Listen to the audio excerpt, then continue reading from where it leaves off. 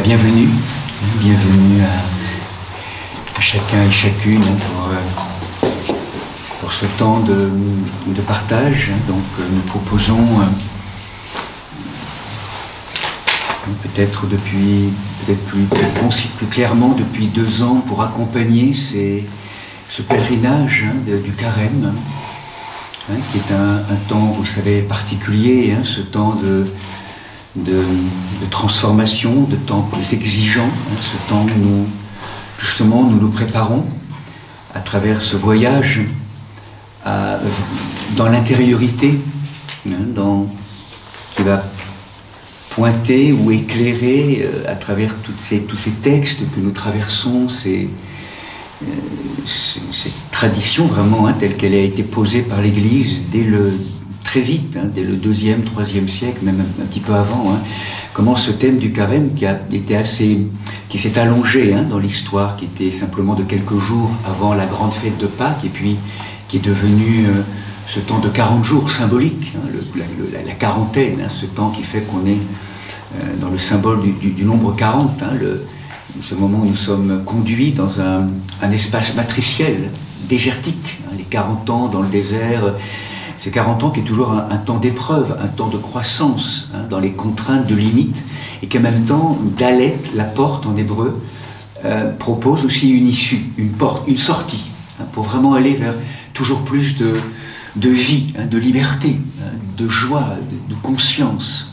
Donc ce temps du carême est un temps, vous le savez, qui est ordonné, toujours assujetti à la Pâque, ce grand thème, cette grande fête, la fête des fêtes, comme nous la célébrons dans l'orthodoxie, ou la solennité des solennités, comme nous la chanterons. Pessah, en hébreu, c'est ce grand... C'est d'abord là que ça commence, dans le texte biblique, la Pâque juive, la sortie d'Égypte. C'est une sortie, mais aussi c'est une sortie du piège. Pessah, en hébreu, étymologiquement. En fait, c'est la sortie de la terre d'esclavage pour aller vers une terre de liberté.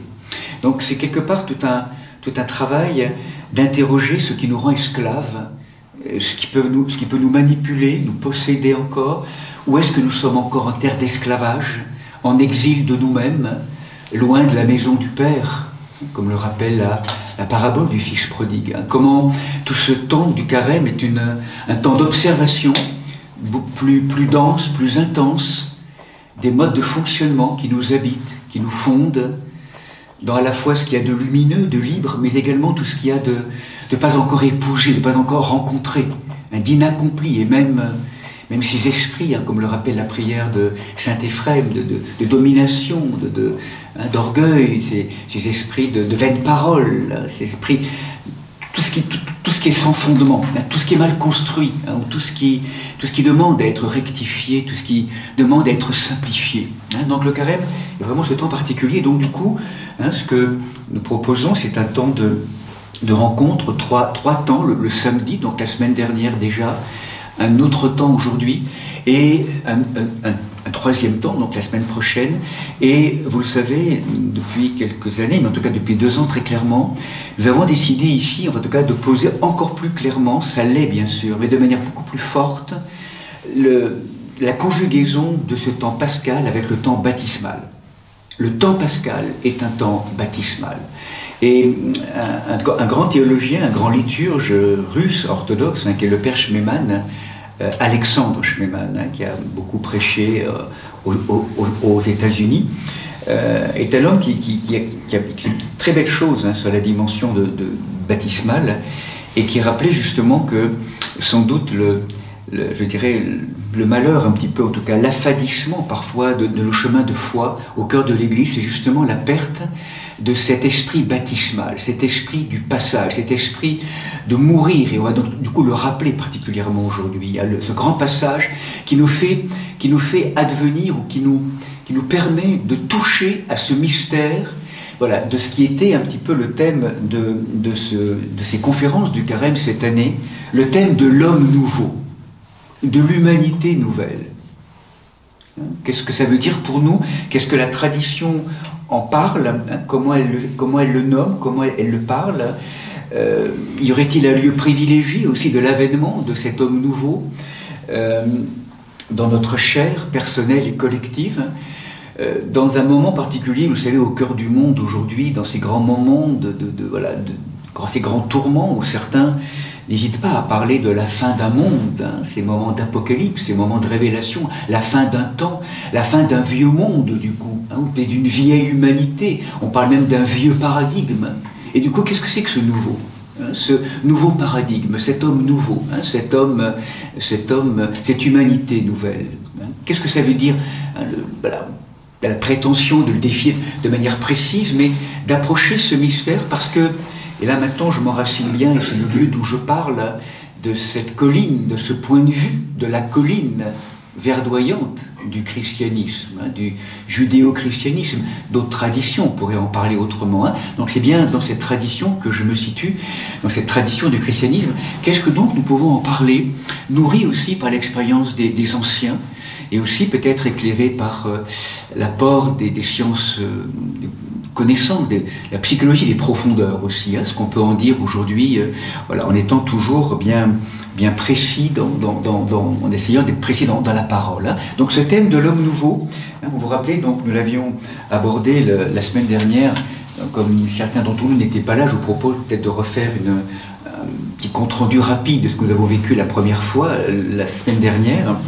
Nous étions partis la semaine dernière sur, justement, en préambule, sur cette question, hein, un ami, donc là je fais référence à un livre qui pourra beaucoup vous accompagner, justement, qui est La nouvelle création de l'homme, hein, du père Mata El-Maskin, hein, qui est un des grands pères spirituels contemporains, particulièrement en Égypte. Hein. Donc voilà, je vous laisserai le livre éventuellement si vous voulez prendre la référence. Le père Mata El-Maskin, donc, on lui posait une question. Un ami m'a demandé, mais je te prie au nom de l'amitié de me dire en un mot, qu'est-ce que l'homme nouveau? Et je lui ai répondu, la résurrection. La résurrection. L'homme nouveau, il n'y a pas d'autre. Pour le chrétien, c'est la résurrection. C'est ce mystère de la résurrection. Hein, donc, la nouvelle création n'est pas un concept, hein, précise le père Mata El-Maskin, qui pourrait relever du domaine des idées, de la spéculation ou même de l'imaginaire. Hein. C'est vraiment une expérience, c'est un acte réel et vécu. Et la résurrection du Christ, avec tout ce qu'elle a de conséquences sur nos vies.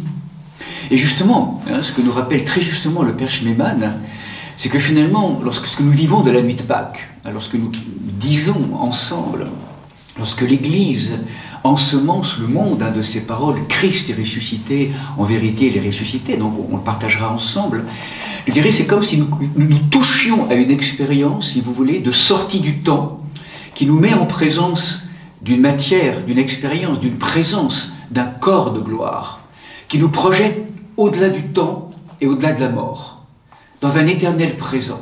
Hein, on pourrait beaucoup développer ce thème de la matière glorieuse, certaines approches contemporaines, de physique contemporaine, cette matière tachyonique, hein, qui vibre à des vitesses plus rapides que la lumière. En tout cas, si nous vivions toujours dans cette expérience-là, de la matière de gloire, nous disent les physiciens, on pourrait le dire, nous serions toujours dans un éternel présent. Passé, présent, futur serait dans un éternel je suis, hein, ce temps intérieur, la résurrection. Et là, il y a vraiment un éblouissement.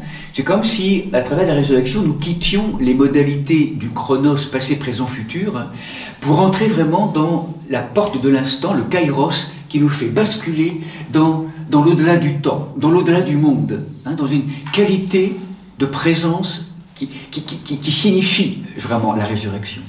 Et ce que nous rappelle le père Schmemann, c'est que la résurrection nous porte vraiment cela. Et être chrétien, c'est adhérer, pas seulement intellectuellement, mais presque vitalement à cette expérience.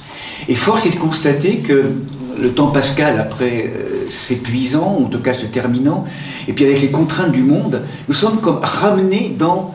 Comment dire, on est comme ramené dans l'hypnotisme du temps et de la mort, et c'est comme si du coup, on est de nouveau rabattus, et c'est comme si en fait on continuait à vivre nos vies existentielles en oubliant que le Christ est ressuscité. Et là nos vies redeviennent vieilles, anciennes, assujetties au temps, à la mort, au voile du temps et de la mort. Et du coup, ce que nous rappelle le père Schmemann, c'est que le sens du carême, justement, c'est ce temps liturgique qui nous prépare à de nouveau ce temps de retournement qu'on va particulièrement être accentué pour nous remettre en marche vers ce lieu que nous avons goûté à la Pâque, je dirais, de l'an dernier, mais pour de nouveau nous mettre en marche et pour se mettre en capacité à nouveau de vivre et d'entrer dans une telle expérience, qui devrait être normalement, très clairement, notre expérience au quotidien. Vivre toute chose à partir de ce lieu d'éternité. Lorsque le voile se déchire, c'est le voile du temps, le voile on passe à autre chose, à une autre matérialité, à une autre temporalité, à un autre espace. C'est ce que nous donne à vivre cette expérience du ressuscité. Et notre matière étant tellement incarcérée ou étant tellement assujettie ou obéissante à des logiques de mort ou de finitude ou d'infiniment répétées, nous redescendons sans arrêt dans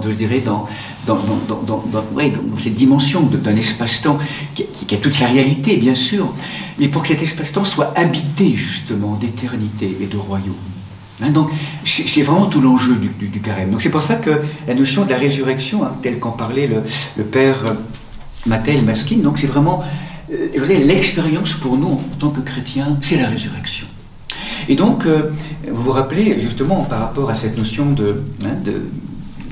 vieux paradigme, du nouveau paradigme, du vieil homme, de l'homme nouveau, on l'avait également simplement abordé rapidement, cette belle parole, en particulier Éphésiens et Colossiens, je crois que c'est Saint Paul qui parle sans doute de manière très claire, l'un des grands apôtres, un des grands théologiens du premier siècle dans le christianisme, qui a tellement ordonné, structuré aussi l'Église comme le corps, qu'il a défini, on pourrait dire théologiquement, à travers toutes ces prédications dans le monde non juif de l'époque. Et comment, particulièrement dans l'épître aux Colossiens, il y a ce chapitre 3, où il nous dira, dans ce passage, plus de mensonges entre vous, car vous vous êtes dépouillés du vieil homme. Donc il est question d'un dépouillement avec ses pratiques, et vous avez revêtu l'homme nouveau, celui qui, pour accéder à la connaissance, ne cesse d'être renouvelé à l'image de son Créateur. C'est Colossiens, chapitre 3, verset 9. On pourra également l'approfondir peut-être aussi la semaine prochaine avec Éphésiens. Mais c'est vraiment le Colossiens, donc c'est vraiment le moment où il y a question d'un passage. C'est vraiment, je dirais, c'est tout le sens de notre vie. Donc, le vieil homme, assujetti à toutes ces logiques qui l'empoignent, et comment donc faire naître cet homme nouveau, comment le faire advenir, donc revêtir l'homme nouveau, et on avait réfléchi, ne cesse d'être renouvelé à l'image de son Créateur. Et du coup, ce thème de l'image nous avait aussi permis du coup de pouvoir approfondir justement cette sensation très profonde que je dirais que la création de l'être humain a de toute éternité, dès avant la fondation du monde, était la grande préoccupation, on pourrait dire, de la source d'amour, du Dieu d'amour, de ce Dieu. Et c'est pour ça qu'on était parti aussi, rappelez-vous, à travers cette belle bénédiction, en voyageant donc la semaine dernière sur cette belle qui introduit l'épître aux Éphésiens, donc cette bénédiction qu'on retrouve donc attribuée à Saint Paul, vous savez, cet épître, béni soit le Dieu et Père de notre Seigneur Jésus-Christ, qui nous a bénis par toutes sortes de bénédictions spirituelles, aux cieux, dans le Christ, Éphésiens chapitre 1, verset 1, c'est ainsi qu'il nous a élus en lui, dès avant la fondation du monde. Il nous a choisis, chacun, chacune, dès avant la fondation du monde, pour être saints et immaculés en sa présence, dans l'amour, déterminant d'avance que nous serions pour lui des fils adoptifs par Jésus-Christ. On avait rappelé que le mot adoptif, c'est pas simplement, je dirais, une forme peut-être d'adoption. Le terme adoptif peut-être signifie vraiment là, ici, que c'est pas simplement, je dirais, une forme d'adoption juridique ou affective.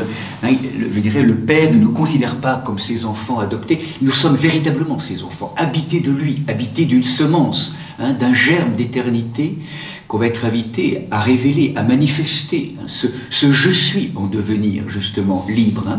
Donc on avait abordé ce thème très beau de cette épître aux Éphésiens, qui était un peu introductif pour nous faire entrer dans ce grand mouvement de création de l'homme, qu'on avait rappelé la semaine dernière.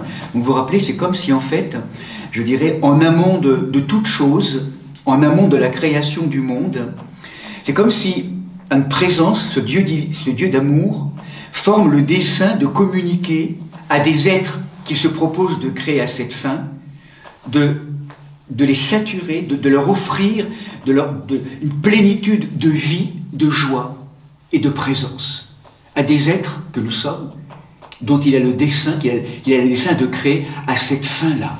Nous sommes créés pour cela.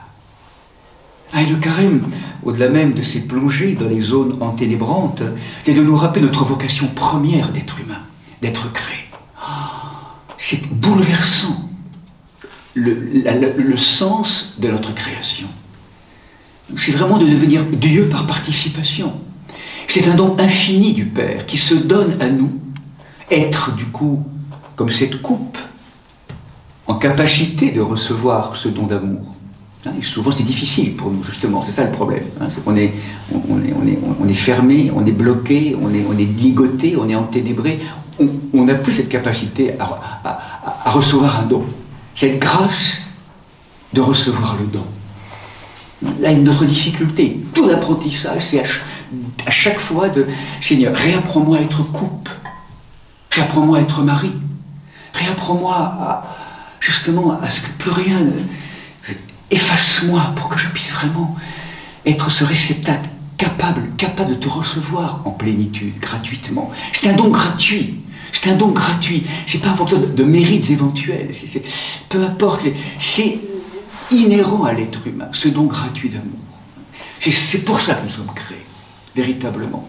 C'est vraiment magnifique ce projet. Et donc, du coup, on avait abordé à travers cela, à travers cette expérience de l'image, créée à l'image de Dieu, on avait donc réfléchi ensemble, c'était la première partie la semaine dernière, justement de toute cette grande geste et de tout ce que la tradition des anciens nomme comme l'image, être créé. Dieu crée là-dedans à l'image, capable de ressemblance. On avait abordé cette vision traditionnelle, puis on avait ouvert, rappelez-vous aussi, à travers tout un fil d'images aussi, pour ceux qui étaient là, tout un rappel d'un point de vue peut-être assez contemporain, peut-être un petit peu novateur, qui ne va pas s'opposer à l'anthropologie des anciens, mais qui vient peut-être pour les temps actuels compléter, ou en tout cas approfondir cette vision intéressante parce qu'elle est proposée aussi, vous savez, par une femme, en l'occurrence, c'était donc surtout la personne d'Annick de Souzenel, qui se nourrit beaucoup à la fois de la tradition juive, en partant du texte hébreu, et donc comment, à travers cette expérience et cette proposition, encore une fois, qui est une proposition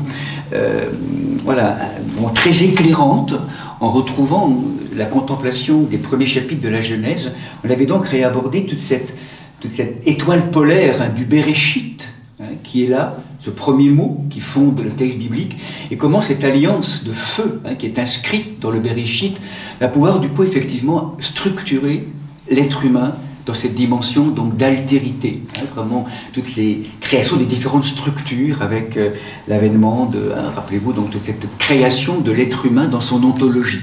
Et en même temps, découvrir, comme on l'a fait la fois dernière, que ce chapitre 3 en particulier nous propose dans le mythe qu'il décrit les options possibles de l'échec, ou en tout cas d'un autre choix possible.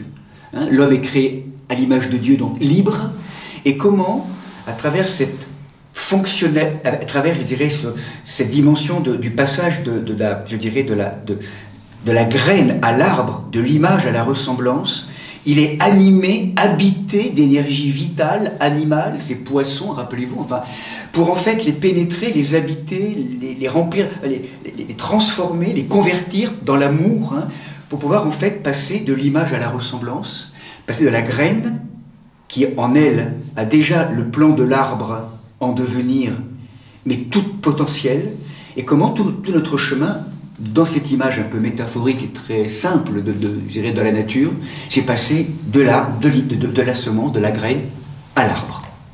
La graine, l'arbre est déposé en potentialité dans la graine, et nous sommes invités donc à construire l'arbre, et à recevoir le fruit de cet arbre, qui est « je suis », qui est l'avènement de l'être libre, vivant, conscient.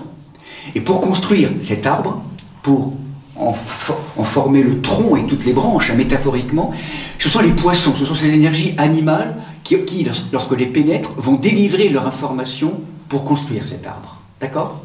Et donc là-dedans arrive toute une dimension trouble, hein, justement, de ces différents animaux. Donc on avait abordé aussi le moment où cette nature humaine créée bonne, belle, tellement belle des mains du Seigneur, des mains de Dieu, hein, donc ce Tov qui régulièrement scande ces premiers jours de la Genèse, eh bien va être comme perverti dans une, comment on pourrait dire ça, comme si les anciens disent de manière très simple, je dirais l'être humain, hein, l'être humain a mésusé, on pourrait dire, de sa liberté. Hein. L'homme s'est éloigné du cœur du Père, hein, il s'est éloigné du dessein de Dieu. On a rappelé un petit peu les tenants et aboutissants de ce processus. Il n'a pas répondu finalement aux avances divines qui étaient de dire ensemble, toi et moi, j'humanise un petit peu le dialogue, mais on va te faire, je t'ai créé, et maintenant, ensemble, mais j'ai besoin de ta volonté, ta bonne volonté, de ta liberté que tu me l'offres, pour que ensemble, eh bien, je te fasse et je te construise, on pourrait dire, mais ça demande cet engagement humain, hein, divino-humain. Et ça, c'est le sens, hein, donc, de cette construction, donc vraiment de participation. Donc là, il y a ce moment où l'Adam n'a pas répondu aux avances divines. Il a préféré tracer un peu lui-même son chemin, hein, dans cette tentation de faire tout seul, hein, se rendre maître finalement de son destin, en se passant de Dieu, en se prenant pour Dieu. Hein, on avait toutes les errances, donc toutes les conséquences qu'on avait un petit peu raccourcies, hein, tout cela bien sûr. Mais en tout cas, ce qui est important à entendre, c'est que du coup, à partir du moment où ceci s'est accompli, on pourrait dire d'un point de vue profond, hein, qu'à ce moment-là, hein, c'est comme si, je dirais, l'humanité, hein, je dirais, cet être humain créé pour être en vis-à-vis du Seigneur, cet espace saint et immaculé, hein, comme ça avait été posé dans l'Épître aux Éphésiens, c'est comme si maintenant tout devient dégradé. Et là arrive justement le concept de l'homme enténébré, hein, de l'homme étriqué, de l'homme dont la vision a perdu l'horizon de l'espace. En fait, tout a été rapetissé, rabougri. Hein, et donc, avec toutes les conséquences, on l'avait abordé également la fois dernière, au niveau du collectif, hein, donc toutes les qualités naturelles de l'homme qui dépérissent, hein, finalement, on pourrait le dire, hein, à un moment donné, hein, qui est là, ce moment donc de cette dégradation, cette personne humaine donc au comble de la dégradation, et comment, à ce moment-là, hein, l'humanité perdue, la rage, cette vieille humanité prise en main, arrêtée, n'obéissant plus à ce pourquoi il a été créé, comment en fait, eh bien, dans cette bouleversante mouvement d'amour, on l'avait également rappelé la fois dernière, à ce moment-là, eh bien, quand vint la plénitude des temps, c'est Dieu lui-même qui, en se faisant chair perdue, chair corrompue, en sachant que la chair, par définition, elle est juste, elle est belle, elle est bonne, créée des mains de Dieu. Mais cette chair, après, donc prise en main par des forces d'enténèbrement, des forces d'égocentrisme. Bon, voilà, tout ce qu'on a pu développer et toutes les conséquences que ça va avoir dans nos logiques aujourd'hui personnelles et collectives, comment donc tout ça a été repris en main, on pourrait le dire, à travers presque une œuvre de relèvement de l'humanité. Et ça, vous vous rappelez, c'est vraiment l'œuvre de Dieu qui va se faire chair. Donc, l'humanité créée, belle, bonne, vraie, toute cette dimension, une potentialité, puis un processus après de dégradation, sans aucun jugement, simplement, tout ça avait son sens, sans doute, hein, enfin en tout cas dans une forme d'expérience dans l'incarnation, et comment maintenant, c'est important, par rapport à l'homme nouveau, comment en fait celui qui nous amène l'homme nouveau, alors qu'on est perdu, c'est l'être divin lui-même, qui, du point de vue du christalique, donc se fait chair, et donc arrive ce moment, saint Paul le dira dans son épître aux Philippiens, hein, ayez en vous les mêmes sentiments, lui, de condition divine, ne retint pas jalousement le rang qu'il égalait à Dieu, il s'anéantit lui-même, prenant condition d'esclave, en devenant semblable aux hommes. Non, vraiment, l'expérience de l'incarnation, également que saint Paul rappelle dans l'Épître aux Galates, chapitre 4, verset 4, hein, Quand vint la plénitude du temps, Dieu envoya son Fils, né d'une femme. Donc là, il y a vraiment quelque chose d'important. C'est comme si l'œuvre de Dieu à ce moment-là, la nature humaine avait tellement été pénétrée viscéralement, je dirais, de tout ce qu'il y avait de plus avilissant dans cette prise de pouvoir, on pourrait dire, du faux époux dévoreur. Ça avait tellement été avilissant, toutes ces passions, ces dimensions de cette impuissance, cette déficience, tout cela avait tellement pénétré viscéralement dans la nature humaine que, pour qu'on retrouve notre nature nouvelle, il fallait quelque part, on pourrait dire,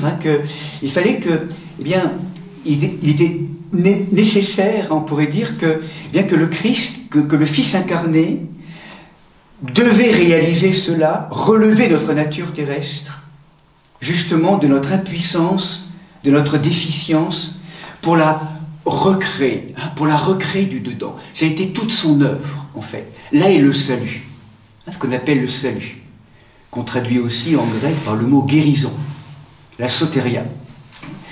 Vous vous rappelez bien, le Christ, on le rappelle souvent, ne nous délivre pas de la matière pour nous rendre totalement hors matière et désincarnés. Il vient délivrer, sauver la matière, la chair, de tout ce qu'il a empoigné, de manière inconsciente, on l'a rappelé, en mésusant. Et donc, c'est comme si à un moment donné, c'est très fort, ce que va vivre le Christ. Donc on avait rappelé tout ce chemin de libération de l'œuvre du Christ dans la matière de plus en plus profondément, donc en le libérant de toutes ses forces, et à chaque fois que il délivre l'humanité de différents démons, c'est comme s'il intègre encore plus profondément toutes ces forces de mort qui sont là, pénétrant notre matière.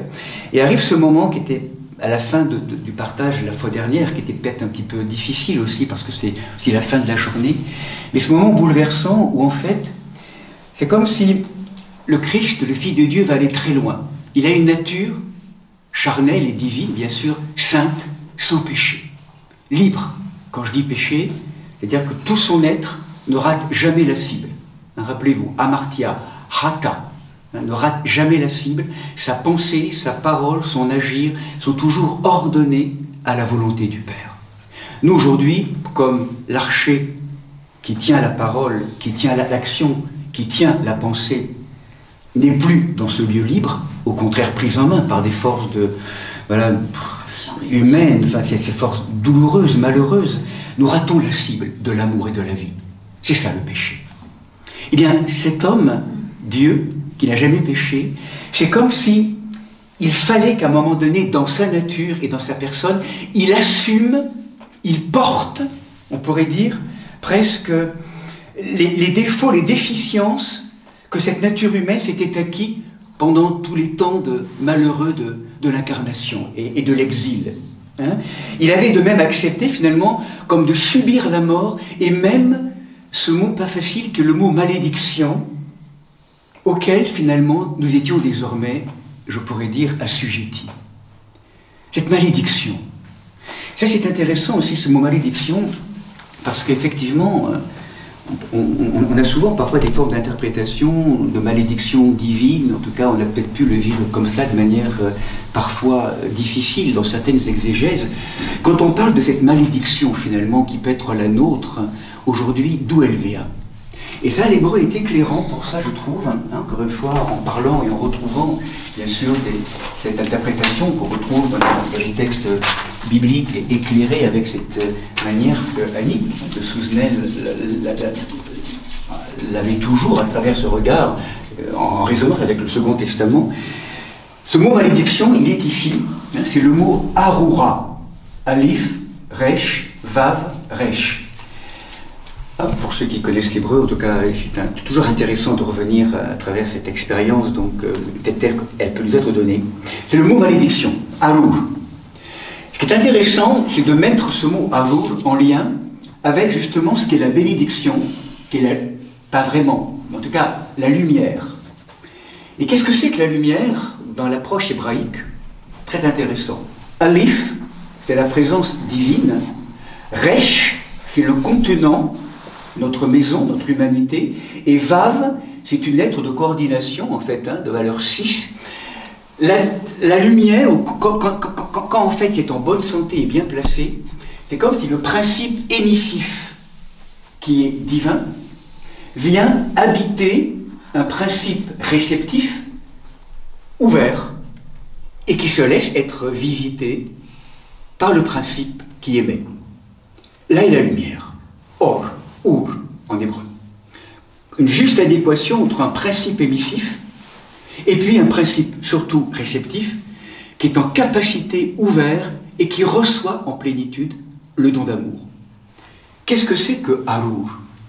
Arour, regardez, on a de nouveau le principe émissif qui est là, le principe réceptif est là, mais le Vav qui est là normalement, qui unit les deux dans cette qualité de lien, n'est plus là. La lettre a été déplacée avec un double resh. En fait, ce qu'on pourrait définir comme la malédiction, ce n'est pas une malédiction qui est proposée et voulue par Dieu ou faite par Dieu. La malédiction, c'est un état qui fait que Dieu, le principe, émettant son amour, n'est plus reçu dans la dimension réceptive. Ça s'est bloqué. Donc du coup, la malédiction, ce n'est pas un fait de l'acte de Dieu qui maudit. La malédiction, c'est en fait la non-ouverture, la non-réceptivité de la matière au don de Dieu. Et qui fait que du coup, il y a une espèce de... Le vav est déplacé en hébreu, avec ces deux resh, qui fait qu'il y a une espèce de répétitivité dans la matière ici, mais qui du coup ne reçoit plus l'information de Halif. Et c'est ça, la malédiction. C'est comme si le Christ avait jusqu'à porter cela aussi. Cet état que nous sommes effectivement, en l'occurrence dans cette logique-là, maudits, non pas du fait de Dieu, mais du fait que nous ne sommes plus en lien et nous refusons, ou nous nous coupons, ou nous faisons obstacle à ce don d'amour. Et maudit, maldire, malédiction, c'est pas une bonne parole. On n'est plus illuminé, on n'est plus au fait de quelque chose qui pourrait être constructif. C'est plutôt quelque chose qui va toujours être une mauvaise parole, une mauvaise vision. Parce que c'est pas éclairé. Ça ne peut plus recevoir. C'est ça le thème de la malédiction. Cette humanité enténébrée, close sur elle-même, dans l'incapacité de recevoir justement le nouveau.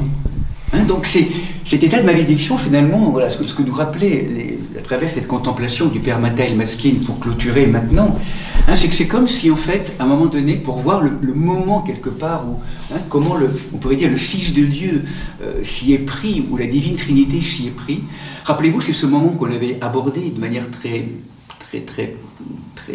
je dirais, à pas feutrer, parce que c'est un moment tellement mystérieux et immense autour de Gethsémani, sur la question du fait de quelle était donc cette coupe que Jésus avait tellement de difficultés, face que cette coupe s'éloigne de moi. Donc certains avaient interprété comme étant la mort, comme étant... En fait, le Père Mathaël Maskine nous rappelle que le Christ, en fait, s'était chargé presque de porter toutes les fautes de l'humanité, comme si il portait au sens fort en lui la chair du vieil homme, tout en restant lui sans péché et saint. Mais c'est comme si à un moment donné il a fallu qu'il assume tout le poids de ses erreurs de visée de toute l'humanité, passé, présente, future. C'est ce que nous rappellent les anciens. C'est énorme, c'est tellement incroyable, et c'est dans cette chair perdu, égaré, on pourrait dire mal dirigé, donc quelque part qu'il va donc porter tout cela pour en porter la responsabilité devant le Père. Voilà, Père. Voilà, je prends tout ça. Et là, pour lui, vraisemblablement, comme le rappelle le Père Mathaël Maskine, lui qui est le fils tellement aimant du Père, dans la relation père-fils, tellement aimant et aimé, porter en lui la notion du blasphémateur, par exemple, qui pourrait piétiner ou même insulter la gloire de Dieu. Il l'a porté aussi.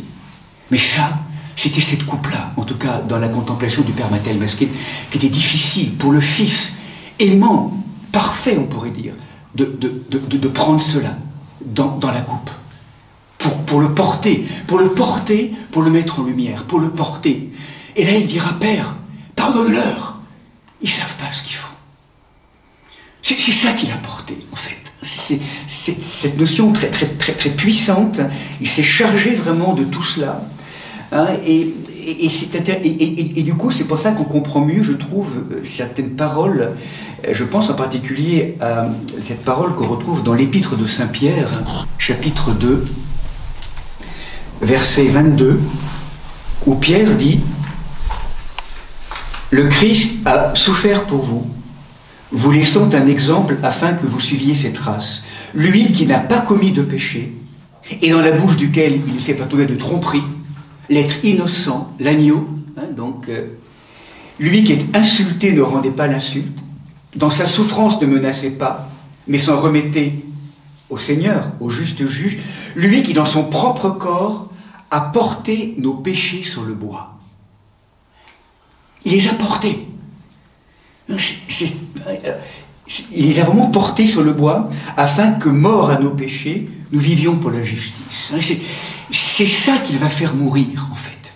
C'est tout ce poids de non-vie et de tout le poids de tous ces péchés qui continuent à nous faire mourir à petit feu. C'est ça qu'il va prendre sur lui pour le nettoyer, le purifier et le faire mourir. C'est de tout cela. J'insiste là-dessus parce que c'est ce qu'on va vivre dans le baptême. C'est pour ça qu'on se souviendra peut-être de ce qu'on a partagé là maintenant.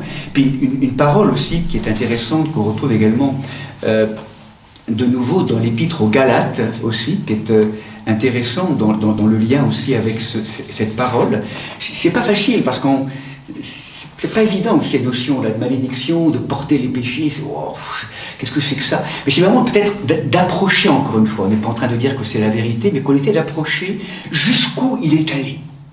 Jusqu'où il est allé pour recréer notre nature. Il l'a pris complètement malheureuse, errante, blasphématoire. Il l'a prise complètement sur lui pour la recréer. Hein, et on va finir le chemin maintenant. Donc, à Galates, ce qu'il dira en fait également Saint Paul aux Galates, pour compléter cela, chapitre 3, verset 13, étonnant aussi cette parole. Christ a payé pour nous libérer de la malédiction de la loi, en devenant lui-même malédiction pour nous. Encore une fois, éclairons ce mot malédiction, hein, donc arur en hébreu, hein, c'est pas le fait d'être maudit par Dieu, c'est le fait d'une fermeture de notre matière au don de la présence. C'est ça qui nous, c'est ça, cette expérience hein, d'être maudit. Puisqu'il est écrit, hein, donc, il s'est fait lui-même malédiction pour nous. Il a porté pour nous presque cette dimension d'être coupé, d'être, oui, toutes les conséquences en fait hein, de la mort donc qu'il est venu prendre dans cette dimension. Et c'est intéressant du coup hein, pour conclure maintenant, pour continuer maintenant notre chemin. C'est là que la rédemption prend son sens le plus fort et parvient à sa plus puissante efficacité pendant qu'il mourait sur la croix, chargé de toute cette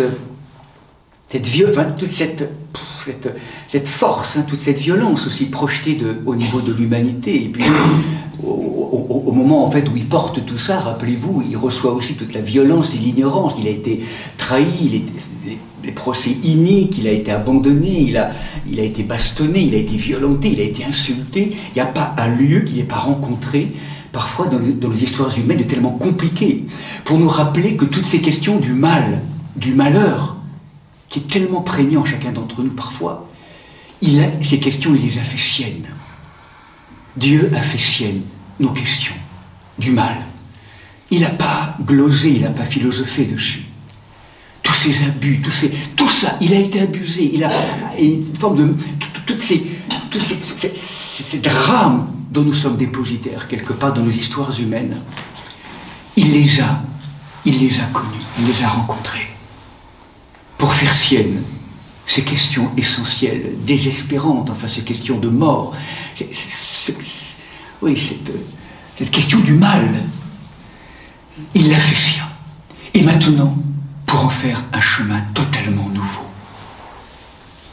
C'est ça le sens, c'est que donc, pendant qu'il mourait hein, sur la croix, pendant qu'il était enseveli durant 3 jours pour que sa mort soit complète, le Christ portait en sa chair l'humanité entière avec tous ses péchés, toute cette malédiction, toutes ces mémoires de mort qui étaient là, toutes ces logiques de mort qui nous tuent à petit feu. Il le portait encore. Mais en même temps, ne pas perdre de vue que tout ce qui est péché et malédiction ne le concernait pas en tant que personne propre, lui-même étant libre, étant saint, hein, étant vrai Dieu, vrai homme. Et c'est pour ça que, eh bien, après avoir achevé en sa chair cette peine de mort de l'humanité entière, il ressuscite avec la chair de l'humanité, mais après l'avoir affranchi de tous les péchés, de la mort, de la malédiction. Matière nouvelle, résurrection. Tout ce qui était mort est ressuscité. Tout a été repris. Tout a été repris. Donc c'est vraiment littéralement la chair de son humanité qui a été totalement renouvelée, cette matière glorieuse qui est là. Et finalement, c'est là l'acte ultime, hein, de cette œuvre de rédemption. C'est que relevant le corps qu'il avait pris, qu'il avait assumé de notre humanité, il le ressuscite pour en faire le nouveau corps de l'humanité. Le corps du ressuscité. Voilà. Le corps du ressuscité. Cette matière glorieuse. Bon, là, je sens bien que les mots sont difficiles. Il n'y a pas de mots. Il n'y a pas de mots pour signifier cette transformation, ce don d'amour infini. Père, pas d'honneur, ils ne savent pas ce qu'ils font. C'est tout ce par quoi on va être amené à repasser souvent dans nos chemins de transformation de nos matières humaines. Et pour se rappeler que donc, eh bien, c'est désormais, hein, on pourrait dire, voilà, ce moment très très fort, hein, on pourrait dire que le Christ, en résumé, hein, en sa propre personne, par son incarnation, par sa mort, par sa résurrection, il a créé l'homme nouveau. Du point de vue du christianisme, j'ai vraiment rapidement rappelé, puisque c'était aussi pour qu'on se mette un petit peu en phase avec certains d'entre nous qui nous rejoignaient avant de continuer ce matin et cet après-midi sur, voilà, maintenant la poursuite de l'œuvre, hein, qu'on va vivre ensemble. Eh bien, c'est cet homme nouveau qu'a créé le Christ, il l'a créé parfait, saint, participant à la filiation divine, Verbe éternel.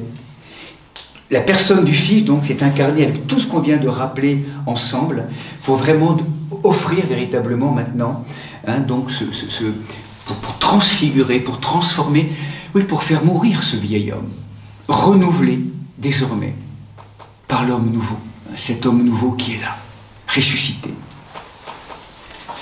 Et maintenant, eh bien, ce que je vous propose, hein, donc, ça va, hein, bon, c'était le rappel un peu de tout ce qu'on a partagé, en sachant que c'est un mystère insondable, en fait, hein, pour être honnête, ce qu'on touche là, mais c'est... Voilà, jusqu'où il est allé, voilà, peut-être qu'on le approfondira encore pendant la Semaine Sainte, mais c'est inouï, c'est incompréhensible, jusqu'où, par amour pour nous, il est allé, pour venir nous rejoindre dans les plus... et assumer ce qu'il y a de plus difficile, douloureux, terrifiant de la nature humaine, de nos personnes humaines, pour nous proposer un prototype d'une humanité nouvelle, en recréant et en nous réouvrant, si vous le voulez, désormais le chemin des normes ontologiques, et parce que lui l'a fait en plénitude, en acquérant pour nous cet homme nouveau. C'est comme si maintenant chacun d'entre nous, toujours pris au piège avec ces logiques de mort qui nous habitent plus ou moins profondément, désormais le chemin est ouvert pour que, eh bien, avec lui et en lui, nous sortions du piège de toutes ces vies, de toutes ces corps de mémoire qui nous enferment, qui nous ligotent, qui nous mazoutent, tous ces lieux d'enfermement, portés par cette espérance et par le Christ, eh bien pour sortir. Et là est notre Pâque. C'est vraiment l'homme pascal, hein, très belle image qu'on retrouve de ces fresques de l'Anastasis. Hein, voilà, il est passé, l'homme pascal. Il est passé. Ça y est, la mort, tout ce qui nous tue à petit feu, notre mort quotidienne, tout ce qui nous échappe, tout ce qui nous sépare de Dieu. La mort, d'un point de vue de la tradition, c'est pas la mort biologique. C'est pas la mort biologique. Il ne nous sauve pas de la mort biologique.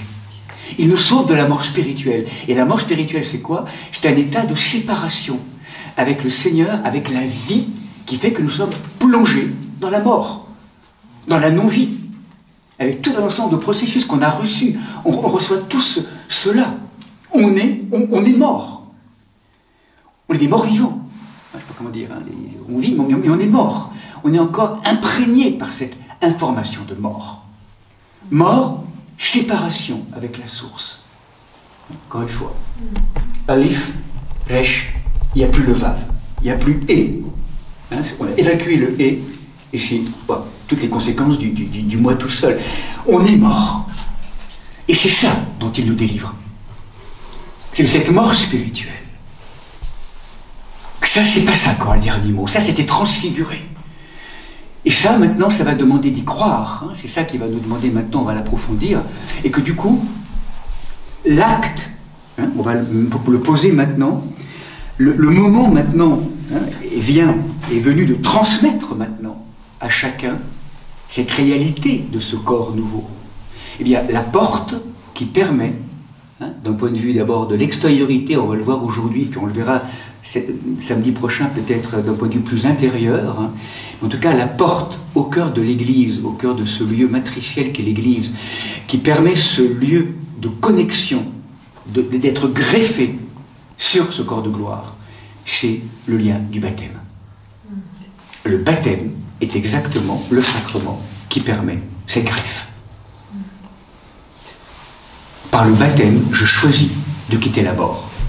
Cette mort qui me tue à petit feu, on l'a rappelé, etc., dans lequel je marine, etc., pour vraiment, avec le Christ, le rejoindre. C'est toute la force du sacrement du baptême. Et donc je propose peut-être maintenant d'entrer justement, peut-être concrètement aujourd'hui, d'approfondir peut-être, parce que c'est vraiment le temps justement de préparation au baptême, de ce que les anciens pouvaient en pressentir aussi, et peut-être donc d'aborder, alors peut-être plus concrètement dans la dimension peut-être plus liturgique, ces différentes étapes du baptême, de l'immersion, de la chrismation et de l'Eucharistie en fait, hein, cette initiation, je dirais, telle qu'elle est posée par l'Église traditionnelle, enfin l'Église primitive, que l'orthodoxie continue hein, donc à manifester, peut-être plus cet après-midi, mais ce matin peut-être rejoindre, il me semble, un lieu, ou en tout cas un texte, qui me paraît très, très fécond hein, pour parler un peu de tout ça.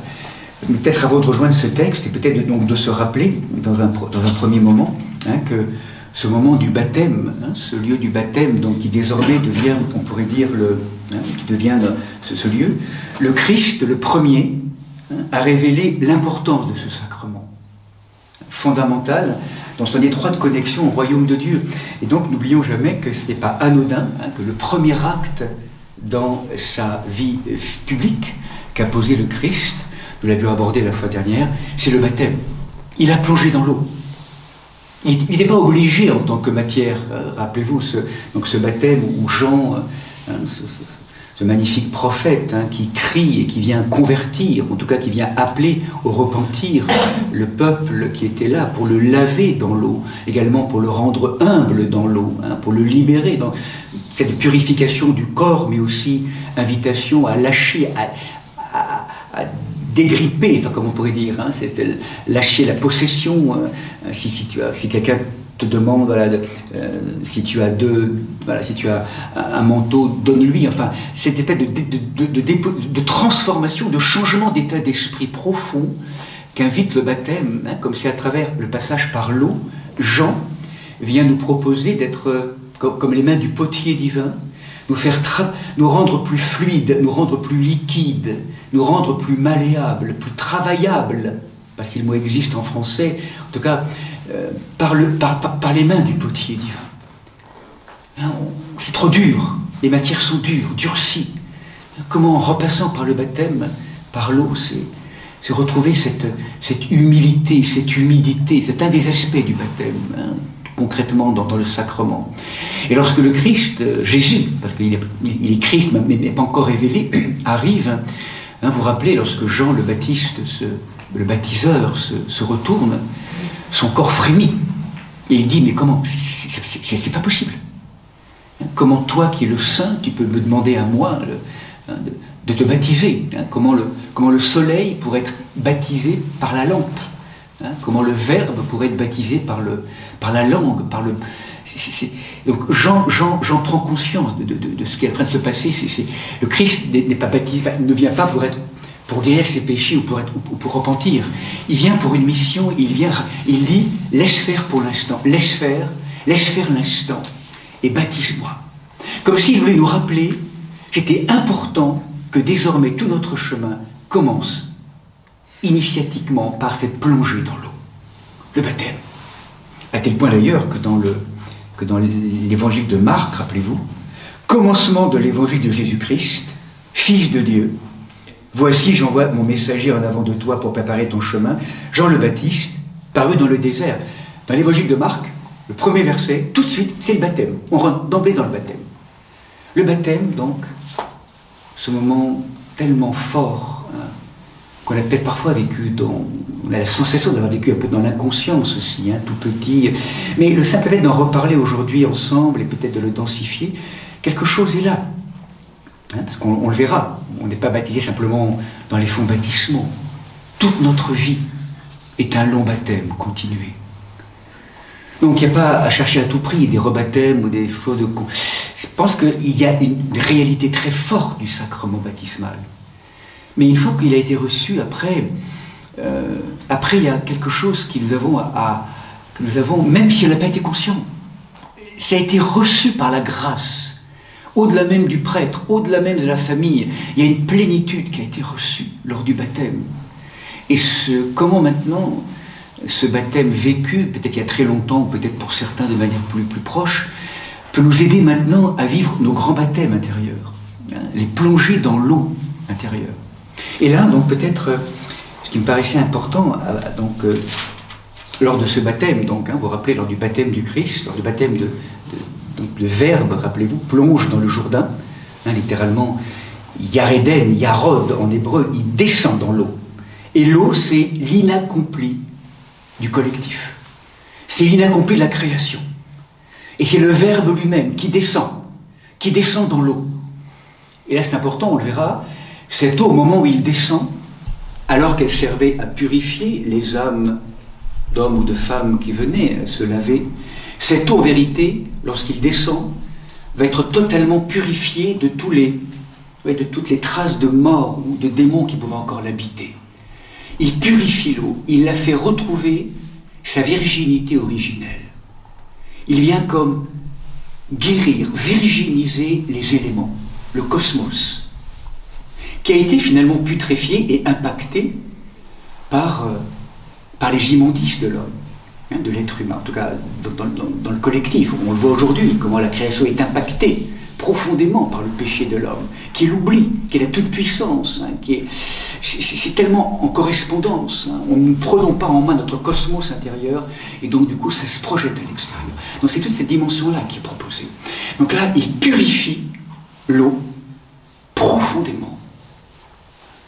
Et en même temps, il y a quelque chose de mystérieux qui se passe à ce moment-là, nous disent les anciens, qu'avait repéré, vous vous rappelez, le prophète David, qu'il avait reçu cette parole 10 siècles auparavant.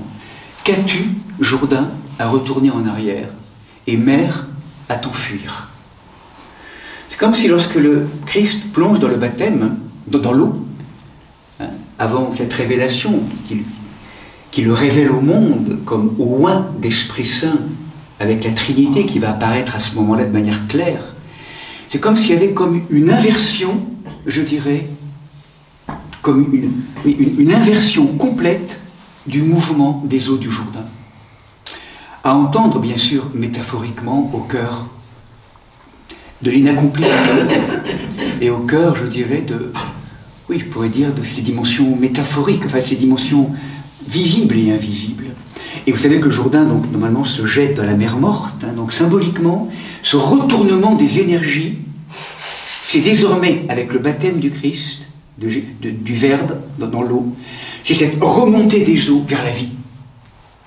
Hein, et ça, dans nos histoires intérieures, c'est comment faire descendre avec nous, dans le sang noir de nos Jourdains, un l'intérieur, hein, ces blessures, ces mémoires qui mazouillent, qui liguent, cette espèce, là on est dans une nasse, qui sont là, qui nous parasitent, qui nous une espèce de truc intérieur, comment descendre avec lui pour venir purifier, transformer et retourner nos énergies intérieures, qui charrient des énergies de mort pour les retourner vers la vie. C'est tout ce qui se passe dans le baptême, vraiment, du Christ. C'est un renouvellement. C'est comme s'il y avait à ce moment-là, on pourrait presque dire, un moment béni, qu'on va régulièrement retrouver au moment des différents baptêmes. Hein. C'est le moment où, on pourrait pratiquement dire, les eaux d'en haut, hein, ces énergies incréées, reflètent les eaux d'en bas.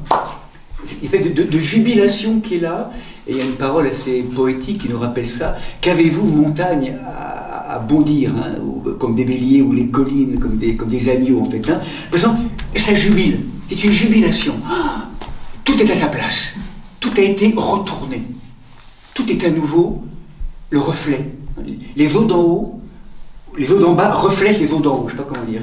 Ça c'est... Enfin, ça y est, ça jubile. Normalement, c'est ça que nous vivons dans la matière, lors du baptême. Cette jubilation intérieure. Même si elle n'est pas sensible ou consciente. Hein. Donc, peut-être, riche de cela, peut-être rejoindre, voilà, on peut proposer peut-être 25 minutes encore, si vous voulez bien, on proposera l'office de sexte après. Peut-être d'entrer dans un texte qui est un texte majeur par rapport à ce que nous parlons. Hein, vous le pressentez, c'est l'entretien avec Nicodème. Jean, chapitre 3. On va essayer un petit peu de rentrer dans ce texte pour peut-être mieux entendre l'enseignement qu'a donné Jésus. Non seulement il a vécu le baptême, mais en même temps, vous allez voir comment il va nous parler de cela. Ce texte est très connu, mais en même temps, je vous propose peut-être de le relire, en tout cas de le réentendre à la lumière, hein, de tout ce que nous venons de partager. Il y avait parmi les pharisiens, chapitre 3, verset 1, un homme du nom de Nicodème, un des notables juifs. Il vint de nuit trouver Jésus et lui dit, « Rabbi, nous savons que tu es un maître qui vient de la part de Dieu, car personne ne peut opérer les signes que tu fais si Dieu n'est pas avec lui. » Jésus lui répondit, « Amen, Amen, je te le dis, à moins de naître d'en haut, nul ne peut voir le royaume de Dieu. » Nicodème lui dit, « Comment un homme pourrait-il naître s'il est vieux? Pourrait-il entrer une seconde fois dans le sein de sa mère et naître? » Jésus lui répondit, « Amen, Amen, je te le dis, nul, s'il ne naît d'eau et d'esprit, ne peut entrer dans le royaume de Dieu. Ce qui est né de la chair est chair, et ce qui est né de l'esprit est esprit. Ne t'étonne pas si je t'ai dit, il vous faut naître d'en haut. Le vent souffle où il veut, et tu entends sa voix, mais tu ne sais ni d'où il vient, ni où il va. Ainsi en est-il de quiconque est né de l'esprit, du pneuma. » Nicodème lui dit, troisième intervention de Nicodème, « Mais comment cela peut-il se faire ?» Et Jésus lui répondit, « Tu es maître en Israël et tu n'as pas la connaissance de ces choses. Amen, Amen, je te le dis. Nous parlons de ce que nous savons, nous témoignons de ce que nous avons vu, et pourtant, vous ne recevez pas notre témoignage. Si vous ne croyez pas lorsque je vous dis des choses de la terre, comment croiriez-vous si je vous disais les choses du ciel? Et cependant, nul n'est monté au ciel, sinon celui qui est descendu du ciel, le Fils de l'homme. Et comme Moïse a élevé le serpent dans le désert, il faut que le Fils de l'homme soit élevé, afin que quiconque croit ait en lui la vie éternelle. Dieu, en effet, a tant aimé le monde qu'il a donné son Fils, son unique, pour que tout homme qui croit en lui ne périsse pas, mais ait la vie éternelle. Car Dieu n'a pas envoyé son Fils dans le monde pour juger le monde, mais pour que le monde soient sauvés par lui. Hein, bon, voilà.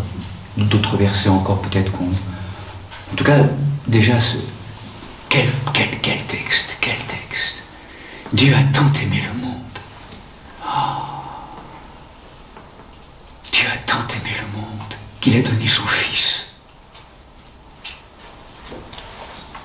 Je me souviens d'une émission il y a très longtemps, et même au moment d'un documentaire que j'avais regardé sur ce grand prédicateur évangélique Billy Graham, hein, qui prêchait devant des milliers de personnes.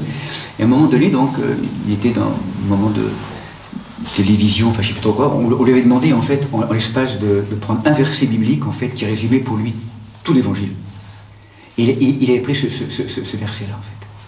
Dieu a tant aimé le monde qu'il a donné son Fils pour que tout être humain qui croit en lui ne périsse pas, mais ait la vie éternelle. Le don d'amour infini. Et ce qui nous est demandé, la réponse de l'être humain, c'est le croire. La foi. Hein, cet acte d'adhésion, d'adhérence, hein, qui est là. Mais avant, hein, peut-être simplement se rappeler le contexte hein, de ce texte. Donc Nicodème, l'un des notables juifs, l'un des pharisiens. Donc parmi les pharisiens, il n'y avait pas que des êtres résistants, il y avait vraiment des êtres aussi très, très précieux, connaisseurs, et en même temps des êtres qui n'étaient pas arrêtés par la science qu'ils connaissaient.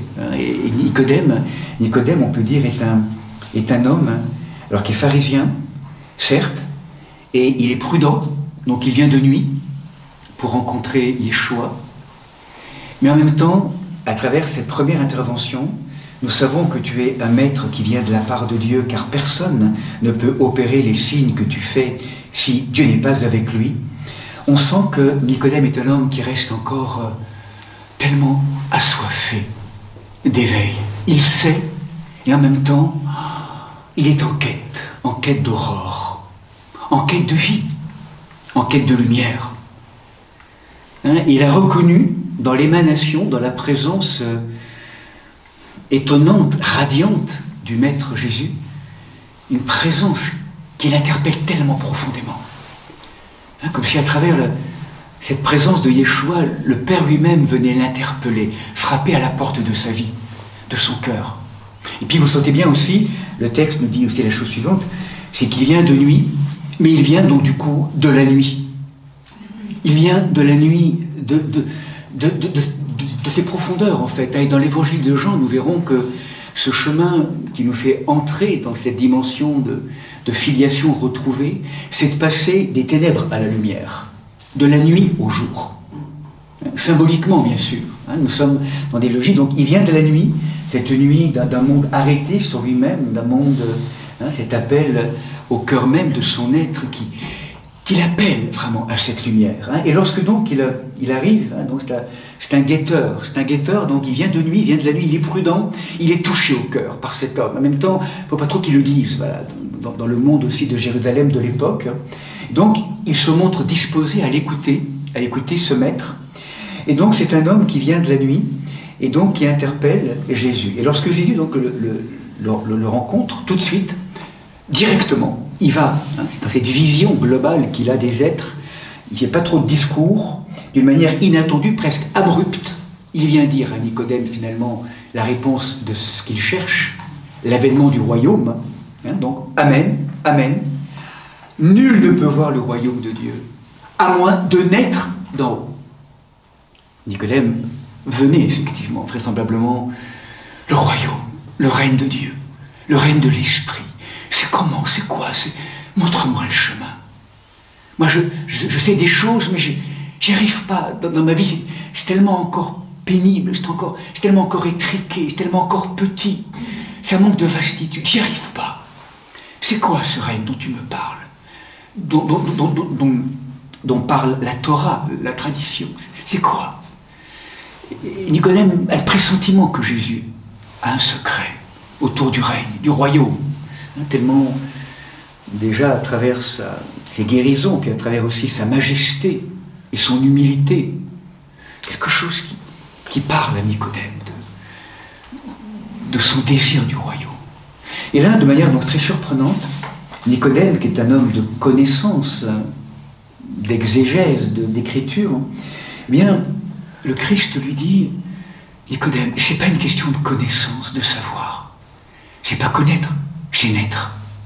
C'est naître à nouveau. Accéder au royaume, c'est une nouvelle naissance. Parce que le mot qui est là en grec, c'est intéressant. Nul ne peut voir à moins de naître d'en haut. C'est le mot grec qui a une double signification, qui est très intéressante, qui est très féconde. Ce mot anothène, qu'on retrouve en grec, on pourrait traduire par effectivement venir d'un au-delà, d'en haut, d'un lieu qu'on ne connaît pas en fait, d'un lieu inconnu, d'un lieu qu'on ne connaît pas. Donc il y a cette approche-là, mais du coup c'est ce qui vient du nouveau, et là on peut traduire aussi par à nouveau. On pourrait presque traduire celui qui ne naît pas à nouveau, cette seconde naissance, justement, dont il est tellement question. Donc anothène, à moins de naître d'en haut, nul ne peut voir le royaume de Dieu. Deuxième pas de deux entre Nicodème et Jésus, on pourrait dire ainsi, Nicodème devant cette parole, non, il s'agit de naître, pour peut-être pas, de façon pas trop vite, cette naissance, voilà, il s'agit de naître à nouveau.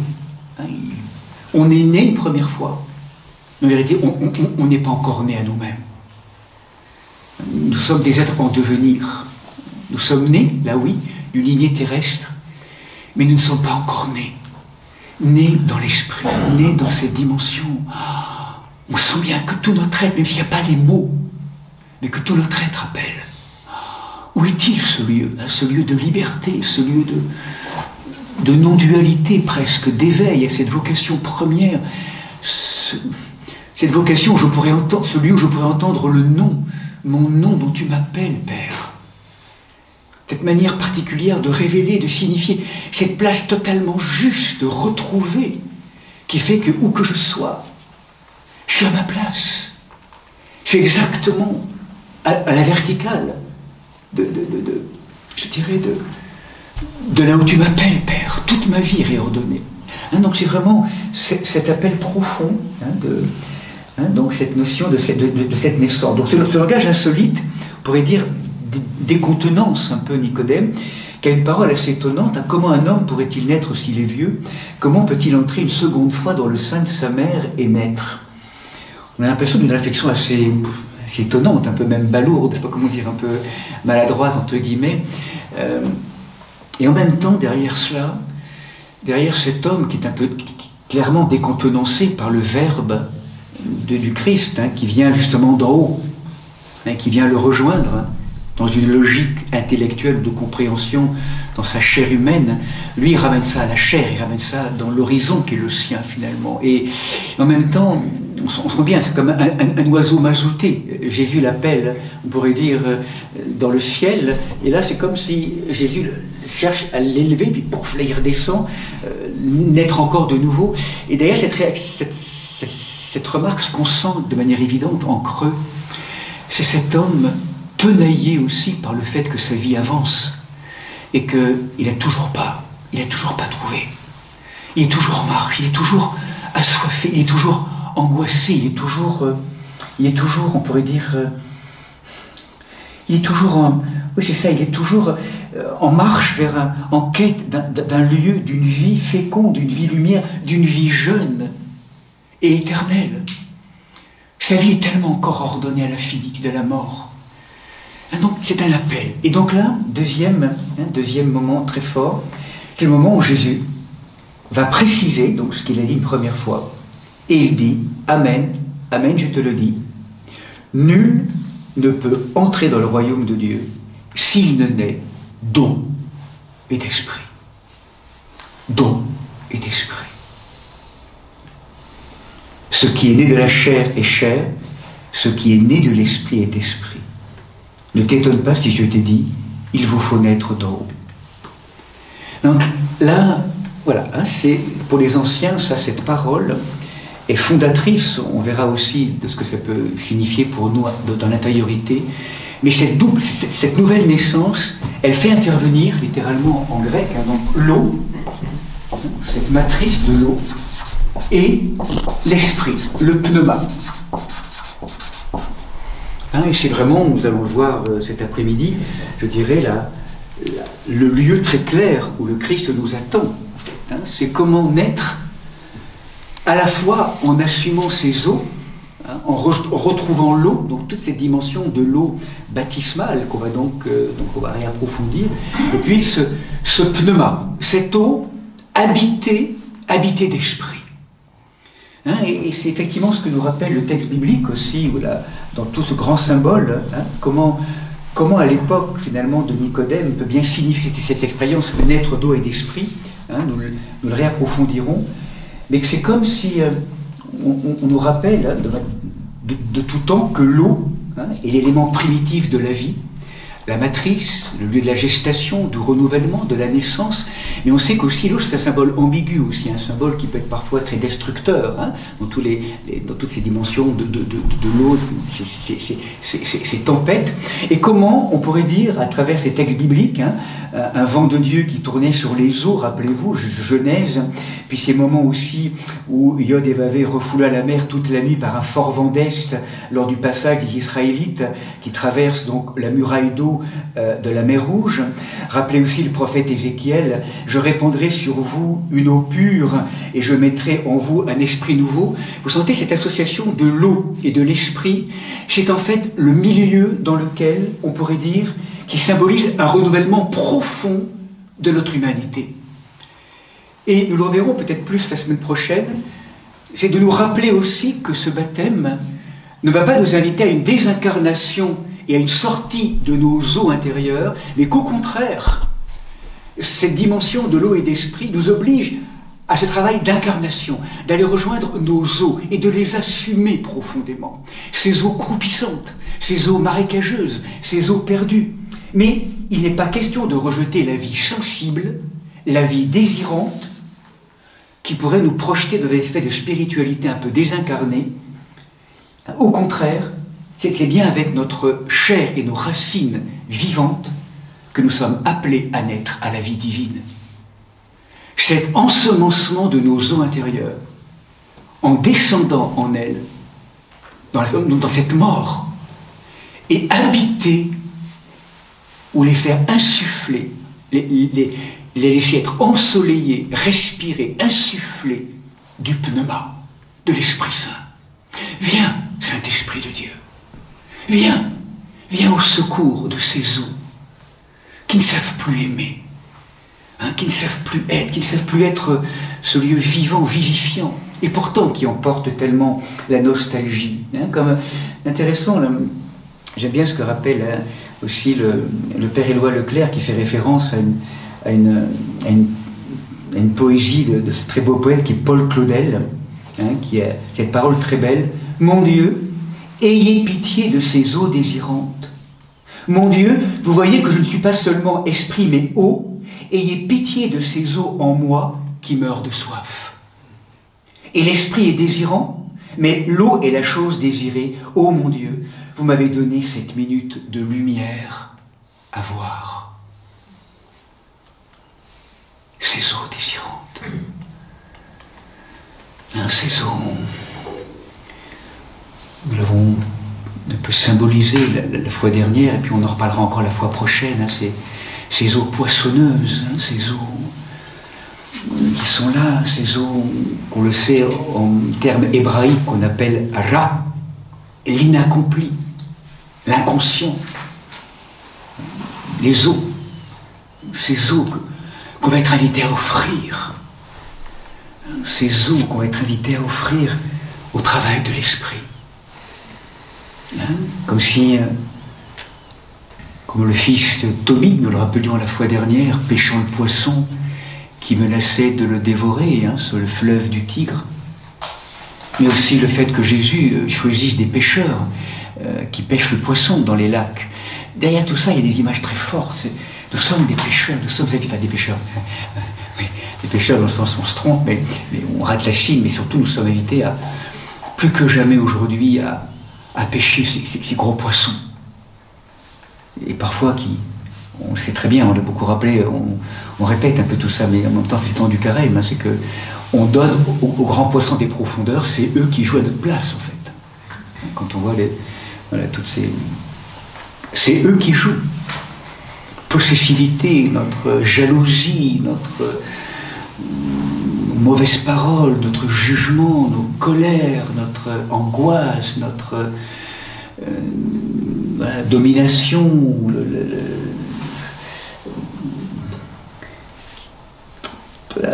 les rancunes, enfin, toutes ces haines, toutes ces tristesses, ces désespoirs.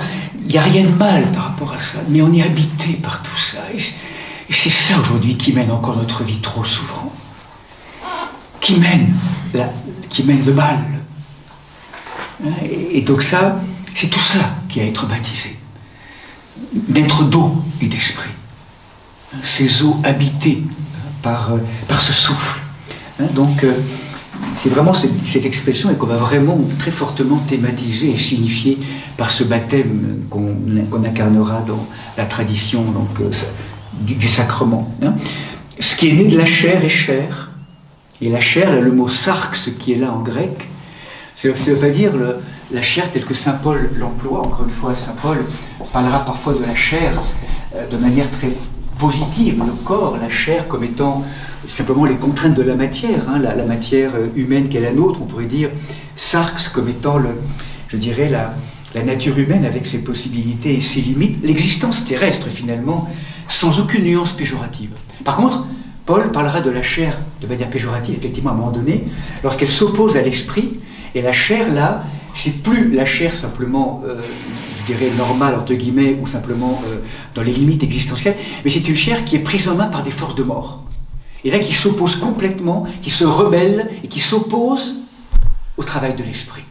Donc ça c'est vraiment de cela, la chair dont parle Paul, cette chair plutôt péjorative, hein, dans le sens d'habiter, une chair qui a perdu le sens, hein, pervertie ou désorientée. Donc là c'est pas le cas ici, tout ce qui est né de la chair est chair, donc première naissance, et ce qui est né de l'esprit, ce qui est né de l'esprit est esprit.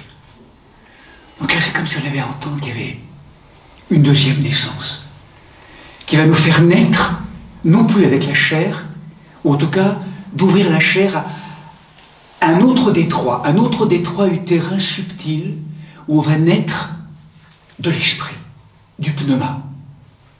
Et ça, le texte maintenant va nous le préciser, comment ça se fait. À quoi c'est ordonné ça? Donc Jésus nous rappelle, hein, le vent souffle où il veut, et tu entends sa voix, mais tu ne sais ni d'où il vient, ni où il va. Ainsi en est-il quiconque est né de l'esprit. Ce pneuma, c'est une image pour décrire l'être pneumatisé, l'être nouveau-né. Il est habité devant, donc son mode de fonctionnement est totalement nouveau. Il n'est pas ordonné à ce qui est du connu. On ne sait pas où il va, on ne sait pas d'où il vient, on ne sait pas où il va. C'est fait de non-origine étonnante, en tout cas spirituellement, quelque chose d'une liberté qui est là, d'une grande liberté. On n'est plus assujetti à ces logiques de finitude, hein, duel, quelque chose qui nous projette dans une autre qualité. Et donc ce que nous rappelle, donc dans un troisième moment, Nicodème, hein, on finira par là, comment cela peut-il se faire? Donc Jésus s'interroge, tu es maître en Israël et tu n'as pas la connaissance de ces choses. Amen, amen, je te le dis. Hein, donc, amen, je te le dis. Hein, nous parlons de ce que nous savons et nous témoignons de ce que nous avons vu. Et pourtant, vous ne recevez pas notre témoignage. Hein, donc, le Christ rappelle bien qu'il parle de ce lieu-là, de ce lieu de l'esprit. C'est pour ça que c'est difficile pour Nicodème de comprendre. Hein, et si vous ne croyez pas, lorsque je vous dis des choses de la terre, comment croyez-vous si je vous disais des choses du ciel? Et cependant, et là, il nous pose maintenant quelque chose d'important. Nul n'est monté au ciel, sinon celui qui est descendu du ciel, le Fils de l'homme. Et là, on est en train de comprendre et d'entendre que cette naissance dans l'esprit est ordonnée et dépend de la naissance sur terre du Fils de Dieu. C'est avec lui et en lui et par lui qui va naître sur terre. C'est avec lui et en lui que nous pourrons naître au ciel. C'est sa naissance, on pourrait dire, la naissance de l'homme à la vie divine passe par la venue en notre chair du Verbe, dont l'œuvre justement va nous permettre de reconquérir cet homme nouveau, sur lequel on pourra se greffer désormais. C'est lui qui en est le socle, le roc fondamental. Et c'est pour ça qu'il nous rappelle, comme Moïse a élevé le serpent dans le désert, et en regardant le serpent élevé, on guérissait des morsures, des serpents à ce moment-là qui mordaient, en tout cas qui mordaient les personnes, les frères et sœurs du peuple hébreu. Il faut que le Fils de l'homme soit élevé, afin que quiconque croit ait en lui la vie éternelle. Et là, on est vraiment en préfiguration dans l'évangile de Jean, au développement de toute ce qu'on a partagé en début de partage, c'est-à-dire tout ce moment de mort-résurrection. Il est élevé sur la croix. Et là, à travers cette matière de gloire, celui qui croit, qui adhère, et qui comme se greffe à cette expérience, eh bien, recevra la vie éternelle. Recevra notre naissance, notre seconde naissance, du point de vue du christianisme, est vraiment reliée, ordonnée à cette adhésion de foi au corps de gloire, à la matière du ressuscité, à l'œuvre du Christ, rédemptrice, le Sauveur. C'est cette adhésion. Donc c'est vraiment ici, afin que quiconque croit ait en lui la vie éternelle.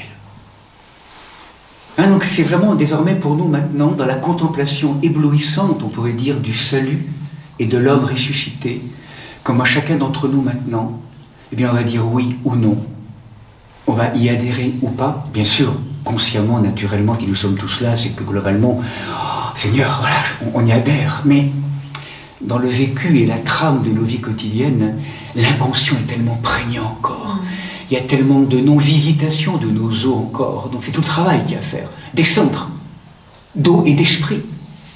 C'est pour ça que tout au long de notre vie, c'est de descendre régulièrement dans nos eaux profondes pour de plus en plus ces poissons, de plus en plus subtils, de plus en plus les offrir à la lumière et au travail de friture de l'Esprit Saint, je pourrais dire. Comme le poisson de Tobie que Raphaël conseille de faire cuire au feu d'Esprit Saint. Naître d'eau et d'esprit. C'est comme si en fait on est d'eau et d'esprit, on pourrait dire, au moment où nous faisons cuire tous les poissons dans l'eau par l'Esprit Saint. Le feu d'Esprit Saint qui va convertir tous ces poissons. N'oublions jamais que c'est pas moi qui peux transformer le poisson. Souvent, ça, je crois que c'est parfois quelque chose qui... c'est important. C'est peut-être le sens parfois du travail thérapeutique, mais le poisson, lorsqu'on le sort de l'eau, donc on est conscient, on approfondira un petit peu tout ça peut-être la fois prochaine, on peut le nommer, puis on va quand même de plus en plus se faire avoir. Mais à un moment donné, dans tout le travail de déligotage pour repérer le poisson qui me rend prisonnier de comportement, ils sont tellement... C'est tellement malin, ça se cache, c'est ouf. Qu'est-ce qu'on a comme point aveugle? On croit être juste. Moi je dis pour moi aussi, qu'est-ce qu'il faut sans arrêt remettre tout cela, être éclairé, être la confrontation pour ça avec le frère ou la sœur, c'est qu'est-ce que c'est intéressant. Qu'est-ce que c'est intéressant, c'est rude, mais qu'est-ce que c'est intéressant, ou c'est beau, mais qu'est-ce que c'est intéressant pour ça, vraiment. Parce que là, le poisson, quand on le détecte, c'est celui-là, et maintenant, Seigneur, je te le confie, voilà, au feu de l'Esprit Saint.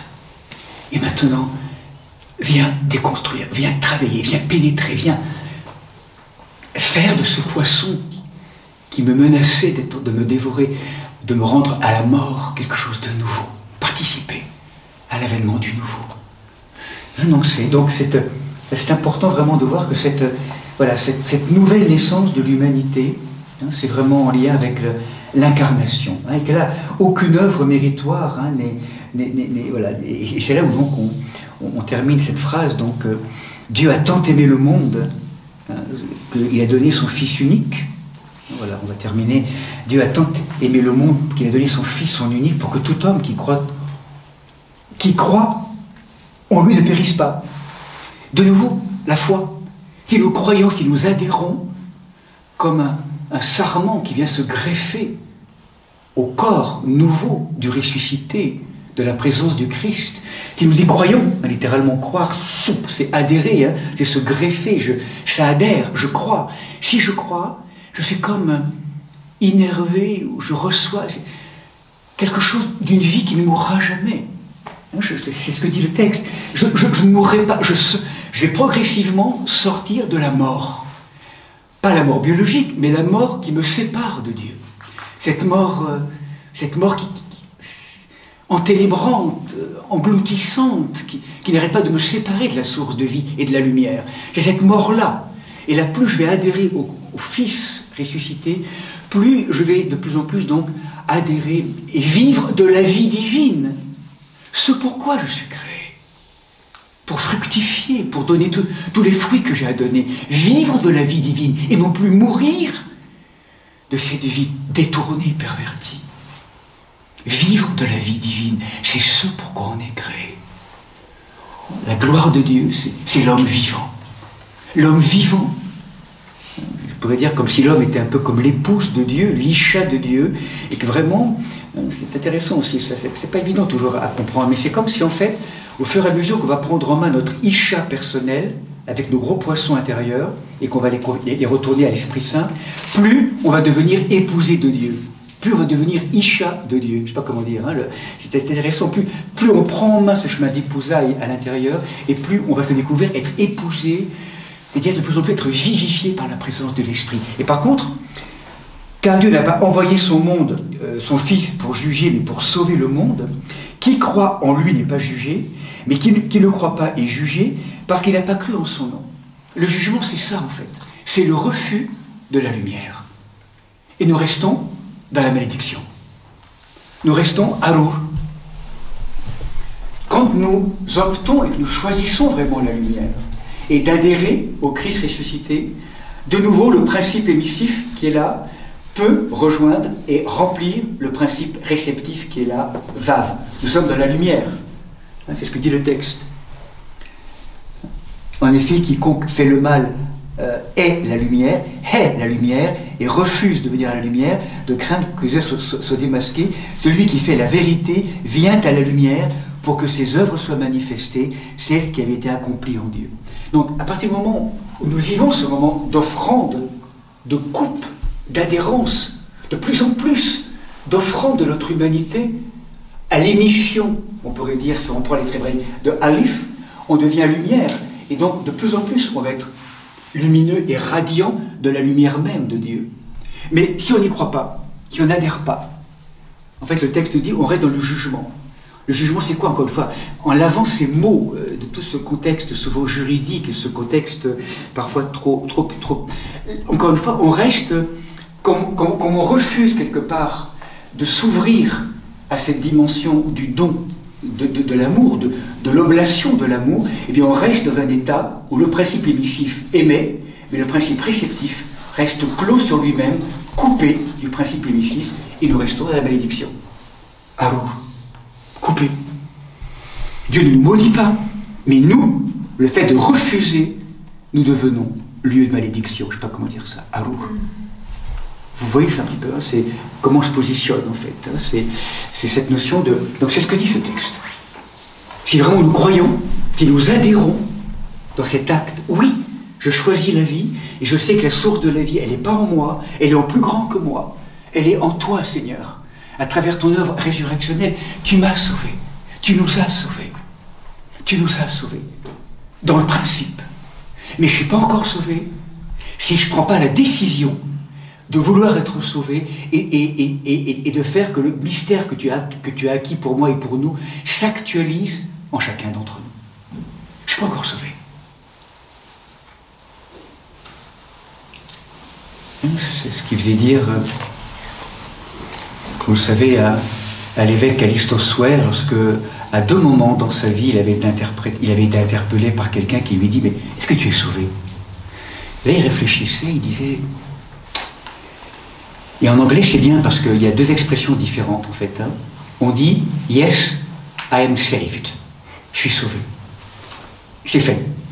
Ou alors, il y a une autre expression qui veut dire « I am going to be saved ». Là, je suis en train d'être sauvé, mais à la mesure où justement, je choisis à chaque instant justement d'être sauvé et de recevoir ce salut. Et là, c'est là où ça demande une responsabilité, une implication tellement forte. Enfin, pas forte, une bonne volonté, oui. Je sais pas comment faire, mais je veux. Je veux. Et ça, après, moi, je peux t'offrir, parce que souvent ça, je peux t'offrir que ma maladresse, ma petitesse, mon incompétence, ma pauvreté. Il n'y a que ça que je peux t'offrir. Et toi, de cela, je sais que tu peux tout. Tu peux tout. De 3 petits poissons, des petits pains, on a nourri 5000 hommes, 5000 hommes et femmes. C'est tellement énorme. Ce qui est impossible à l'homme est possible à Dieu. Le crois-tu? C'est là que tout change. C'est là que tout change. Toute cette perspective. Bon, je vous propose hein, qu'on laisse, qu'on laisse en suspension hein, la parole et puis propose donc on se retrouve, vous savez, à 15h, donc on va proposer l'office de sexe dans quelques minutes et puis on proposera l'office de nonne à 15h si vous le voulez et puis on se retrouvera après l'office de nonne pour celles et ceux qui le souhaitent tout à l'heure.